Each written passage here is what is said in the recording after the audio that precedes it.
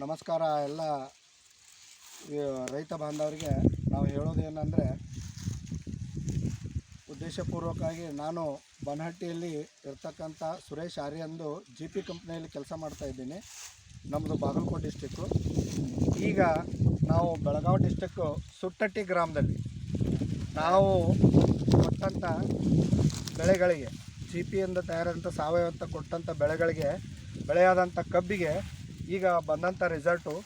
ಈಗ ಈ ಗ್ರಾಮದ ರೈತರಾದ ರಾಮಣ್ಣ ನಿಂಗಪ್ಪ ಹೆಗಡೆ ಎಂಬವರು ಸುಟ್ಟಟ್ಟಿ ಗ್ರಾಮದಲ್ಲಿ ಇರ್ತಾರೆ. ಇವರು ನಮ್ಮ ಜಿ ಪಿ ಪ್ರಾಡಕ್ಟನ್ನು ಬಳಸಿದ್ದು, ಇವರು ಹಚ್ಚಿದಂಥ ಕಬ್ಬು ಏಪ್ರಿಲ್ 8ಕ್ಕೆ. ಆದರೆ 2 ತಿಂಗಳ ನಂತರ ನಾವು ಅವರಿಗೆ ಬಂದು ವಿನಂತಿಸಲಾಗಿ ನಮ್ಮ ಜಿ ಪಿ ಪ್ರಾಡಕ್ಟನ್ನು ಅವರು ಯೂಸ್ ಮಾಡಿದರು. ಈಗ ಅವರು ಕಬ್ಬನ್ನು ಕಟಾವು ಮಾಡಿದ್ದಾರೆ. ಸದರಿ ರೈತರು ಯಾವ ರೀತಿ ಕಬ್ಬು ಬಂದಿದೆ ಅನ್ನೋದನ್ನು ನಾವೀಗ ಕಣ್ಣಾರೆ ನೋಡ್ಬೋದು.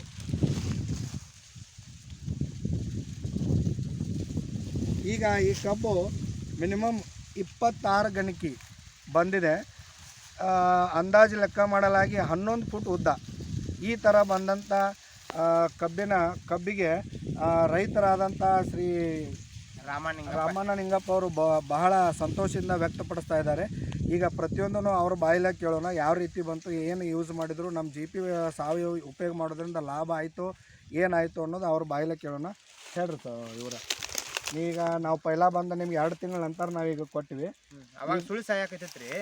ಅವಾಗ ಒಂಥರ ಔಷಧ ಕೊಟ್ಟರು. ಔಷಧ ಕೊಟ್ಟ ನಂತರ ಅದು ನಮಗೊಂದು ಸ್ವಲ್ಪ ಇಂಪ್ರೂವ್ ಅನಿಸಿ ಸುಳಿ ಸಾಯಿದು ಕಮ್ಮಿ ಆಯ್ತು. ಕಮ್ಮಿ ಆಗಿ ಒಂದು ಸ್ವಲ್ಪ ಬರೀ ಅನುಕೂಲ ಆಗಿ ಮುಂದೆ ಬಂದ ಮತ್ತೊಂದು ಟೈಮ್ ಒಂದು ಸ್ಪ್ರೇ ಕೊಟ್ಟರೆ ಸ್ಪ್ರೇ ಕೂಡ ನಮಗೆ ಹರಗಾಕನ ಬರಲಿಲ್ಲ. ಏಕದಮ್ ಒಂದು 2-3 ದಿವಸದಾಗ ಎತ್ತು ಹಾಯಿ ಬರ್ದಂಗೆ ಆಯ್ತು. ಮಳೆ ಅನುಕೂಲ ಆಗಿ ನಮ್ಮ ಕಬ್ಬ ಹರಗಲಾರ್ದನ ನಮ್ಮ ಕಬ್ಬ ಬಂದೈತಿ. ಈಗ ನೀವು ನೋಡಿದ್ರೆ ಬೀಜೋಪಚಾರದಿಂದ ಮಾಡಿಲ್ಲ.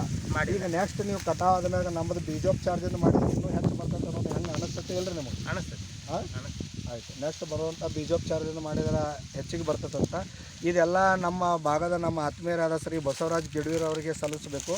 ಇದೇ ರೀತಿ ಅವ್ರು ಮಾಡಿದಂಥ ಎಲ್ಲ ಕಾರ್ಯಗಳಿಗೆ ಧನ್ಯವಾದಗಳು ಅರ್ಪಿಸಿ, ಮುಂದಿನ ನಮ್ಮ ಜಿ ಪಿ ಪ್ರಾಡಕ್ಟನ್ನು ಎಲ್ಲ ರೈತ ಬಂದರು ಉಪಯೋಗ ಮಾಡಲಿ, ಇದರಿಂದ ಸಾವಯವ ಬೆಳೀಲಿ, ನಮ್ಮ ದೇಶಕ್ಕೆ ಕೆಮಿಕಲ್ ಮುಕ್ತ ಭಾರತ ಆಗಲಿ ಅನ್ನೋದೇ ನಮ್ಮ ಉದ್ದೇಶ ಅಂತೇಳಿ ನಾನು 2 ಮಾತು ಮುಗಿಸ್ತೇನೆ. ಈಗ ಇನ್ನೊಂದ್ರಿ, ಈಗ ನಿಮ್ಗೆ ವರ್ಷ ಈ ರೀತಿ ಗಣಿಗೆ ಬರ್ತಿತ್ತು ಇದೇ ಸಲ ಈ ರೀತಿ ಆಗಿತ್ತು. ವರ್ಷ ಒಂದು ಸ್ವಲ್ಪ ಸಣ್ಣ ಬರ್ತಿತ್ತು ಕಬ್ರಿ, ಮತ್ತು ಗಣಿಕಿನೂ ಜರ ಕಿರಿ ಬರ್ತಿತ್ತು. ಮಡ್ಡಿ ಅಡಿವೇನ ನಮಗೆ ಗಣಿಕಿನೂ ಕಿರಿ ಬರ್ತಿತ್ತು, ಮತ್ತು ಒಂದು ಸ್ವಲ್ಪ ಸಣ್ಣ ಬರ್ತಿತ್ತು. ಈಗ ದಪ್ಪನೂ ಬಂದೈತಿ, ಗಣಿಕಿನೂ ಹಾಯ್ತು. ಟೋಟಲ್ ನೀವು 2 ಎಕರೆಗೆ ಎಷ್ಟು ಖರ್ಚು ಮಾಡಿರಿ? ನಮಗೆ ಒಂದು 5,200 ರೂಪಾಯಿ ಆಗಿತ್ತು. ನೋಡ್ರಿ ಲೆಕ್ಕ ತಂದಿರಿ. ನಮಗಂತ ಲೆಕ್ಕ ಐತಿ, ನಿಮಗೆ ಬೇಕು. ನಾವೇನಾದ್ರು ಕೊಟ್ಟಿವಿ ಅಂದ್ರೆ ಅದನ್ನು ಬರೆದಿಡವ್ರು ನಮ್ಮಲ್ಲಿ ಲೆಕ್ಕ ಕೇಳಕ್ಕೆ ಅಂತಾಬ್ರಲ್ಲ ಬರೆದಿಡುದ ಪರ್ಫೆಕ್ಟ್ ಅಂತೂ ನಾವು ಬರೆದಿಡುದ ನಮ್ಮ ಡೋಸ್ ಕಡಿಮೆ ಖರ್ಚಿನಲ್ಲಿ ಅಧಿಕ ಇಳುವರಿ.